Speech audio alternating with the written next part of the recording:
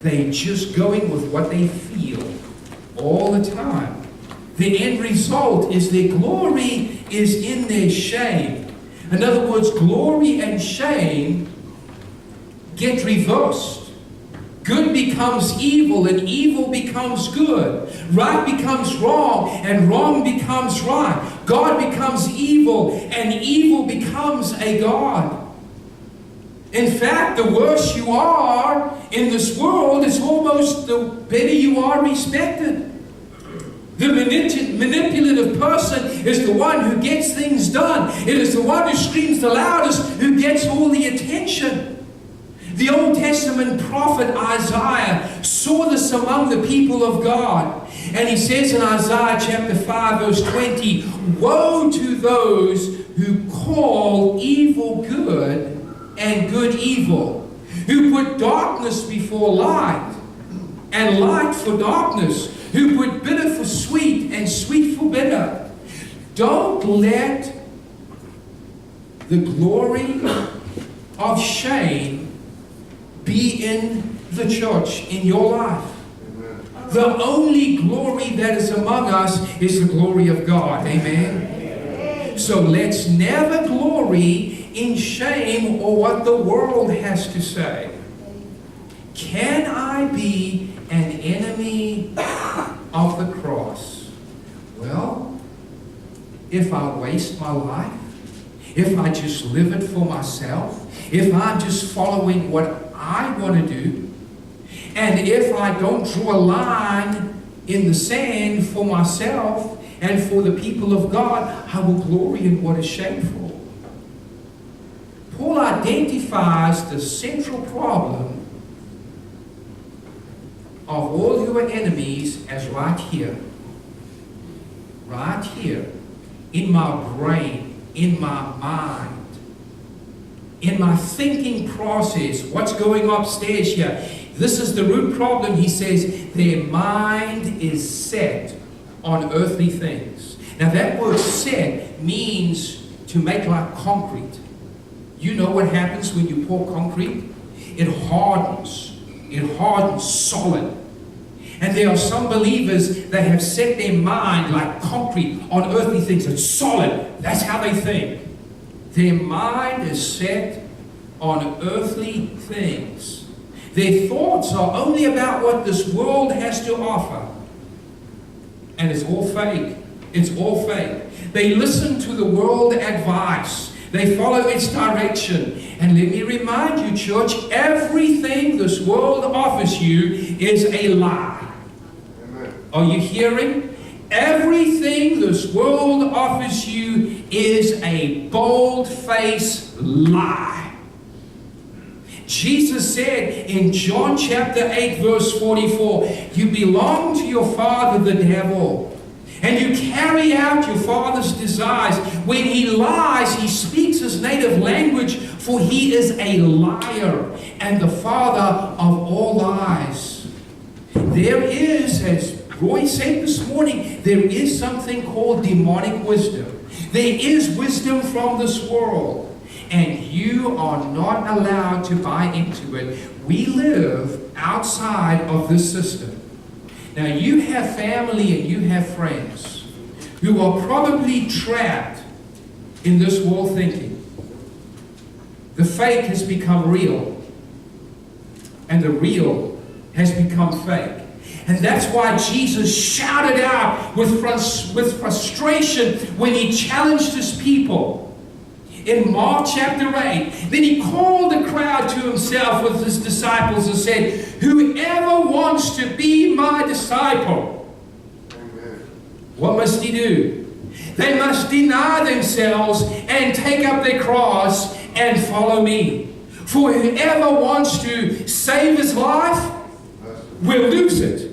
But whoever loses their life for me and for my words will save it. What good is it? Answer this question. What good is it for someone to gain the whole world and forfeit their soul? What can anyone give in exchange for their soul? If anyone is ashamed of me and my words in this adulterous and sinful generation, Jesus said, the Son of Man will be ashamed of them when he comes in the Father's glory with his holy angels. Amen. Are you ashamed of standing up as the light of the world and saying, come, follow me? The gospel has impressed itself on me. It has walked into my very feelings and into my thinking and into how I operate. Amen. And then Paul says, listen, those of us who are following him, our citizenship is in heaven in verse 20. Now that word citizenship is where we get our word politics from. Now in this political season of presidential candidates, our ears and our eyes are being bombarded with debates and with this person and that person. And we have political parties, we have Republicans and we have Democrats and we have independents, and we put them on stage and they all turn into schoolyard bullies as they try and up one on the other. We saw that recently in some debates.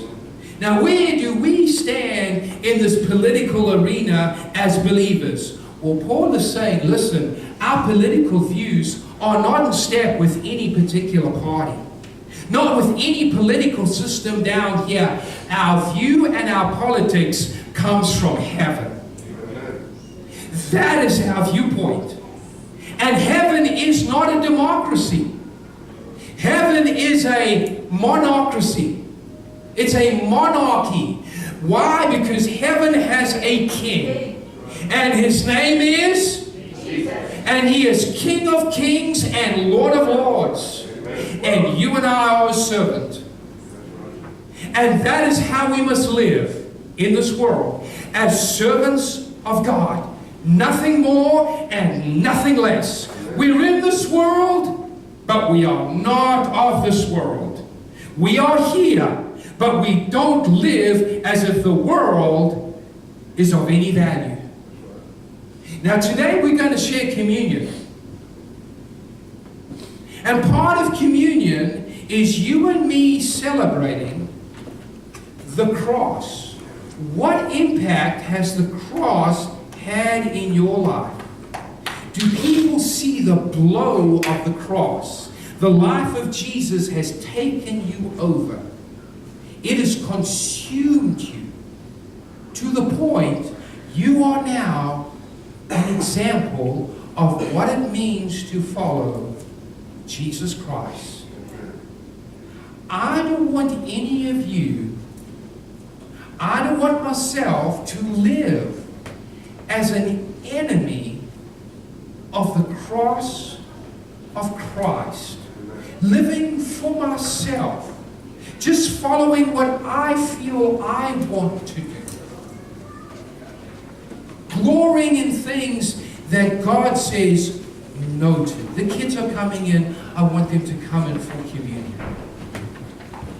And I want them to come in because communion is a way for us to transfer the gospel to the generation behind us, to the young people and to the children. So those of you who are serving, the four gentlemen that I've asked to come forward, would you come forward, please?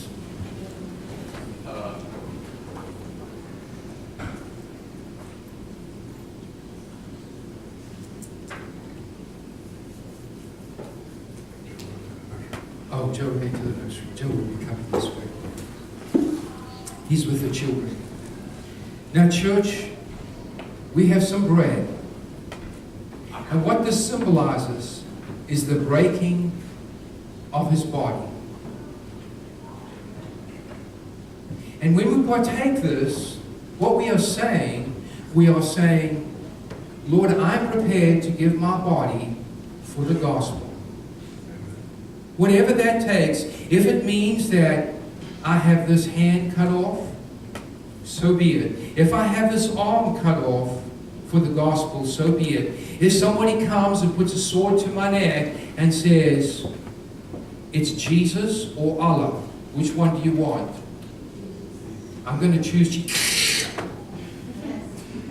I'm prepared to give my body and all its desires. And when we partake of the symbol of his blood, we just have juice here. What we are saying, I'm prepared to give my life to the gospel. Let me put it to you this way. The only time you can begin to complain about the gospel is when you start having your blood shed. Until then, you and I got nothing to complain about. Amen. Nothing. I haven't yet shed a drop of blood for the gospel. I've been bitten by a dog.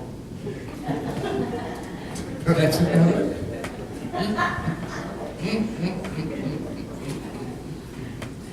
What have I given up?